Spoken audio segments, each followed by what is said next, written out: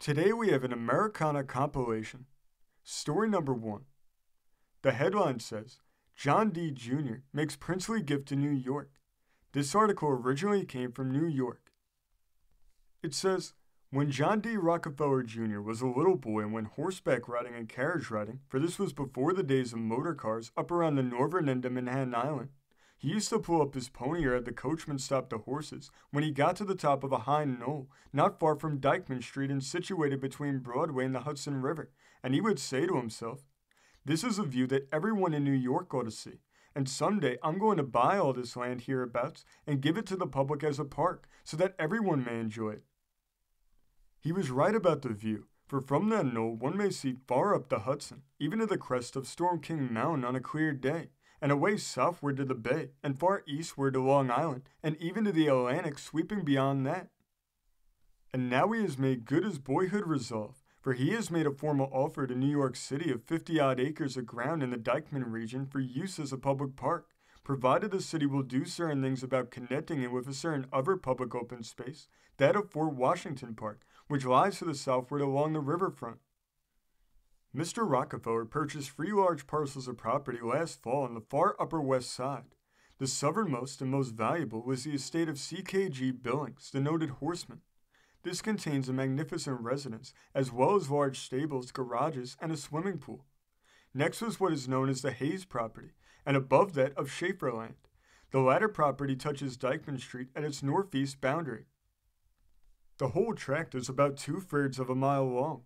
At the time of the sale, it was estimated that the purchaser must have paid about $5 million, but Mr. Rockefeller said, "The total price I paid was nothing like that. It was within a few $1,000s of $2 million. Story number 2. This article has the headline, Merry Youths Planted Bones to Make a Story. This article originally came from St. Paul, Minnesota. It says, whose skull? That is the question.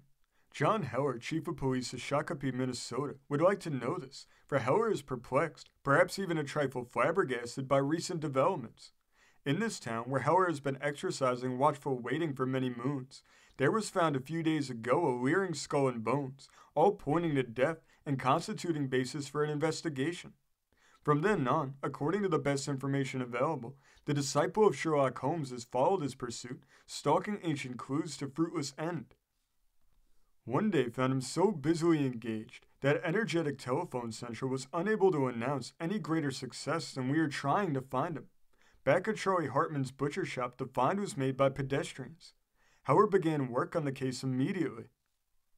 About the first thing he did was to take charge of the skull and bones, and citizens said he turned them over to the coroner, Dr. H.W. Reiter.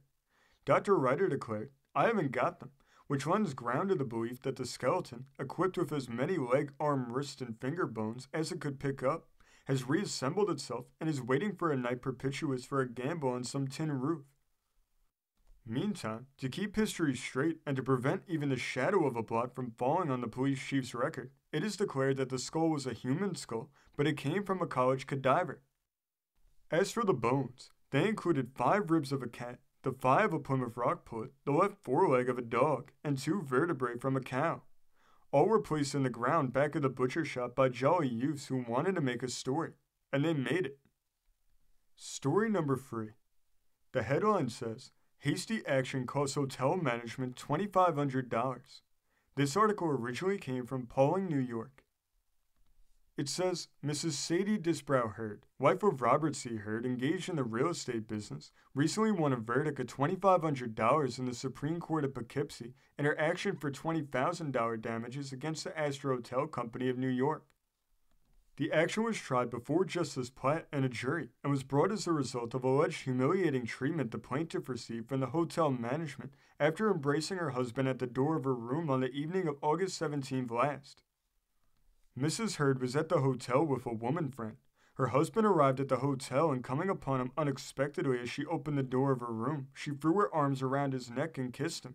He stepped inside the room for a minute, and later emerged going by way of the elevator to the first floor, but returned again. When they came out and walked down the corridor, they were approached by David Mitchell Pepper, assistant manager of the hotel. Mrs. Hurd and her husband both testified that Mr. Pepper spoke scandalously to them and suggested that they depart before they could forever compromise the state rep of his hostelry by their bold actions.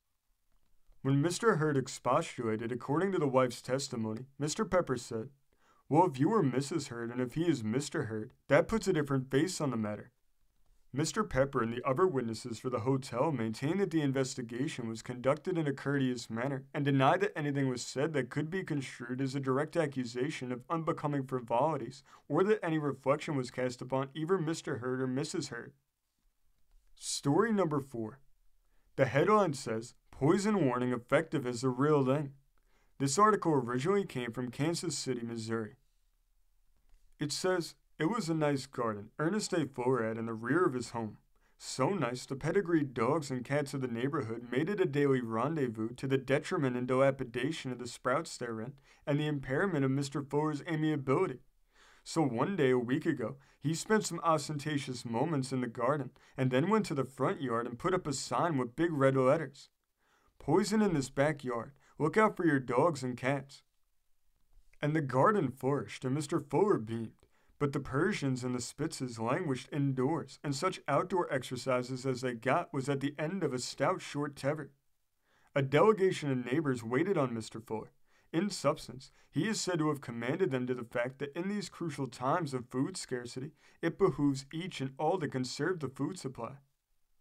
Captain John Casey of the Fuller Avenue Police Station, being consulted, sent a patrolman to the Fuller home in Mr. Fuller's absence. Mrs. Fuller took down the sign. Then Mr. Fuller came home and put it up again and betook himself to police headquarters, which referred him to John T. Mathis, Assistant City Councilor. 'There is a statute which prohibits putting poison around us,' quoted Mathis. 'Any statute against the sign?' Mr. Fuller demanded. 'I can't recollect any,' Mr. Mathis conceded.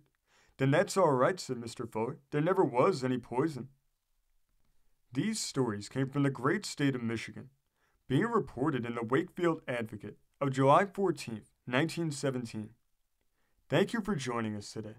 If you want to continue to uncover all of America's lost and forgotten history, then remember before you leave to hit the subscribe button, hit the notification bell, and remember to like and comment below. And we will see you next time on Americana Archives.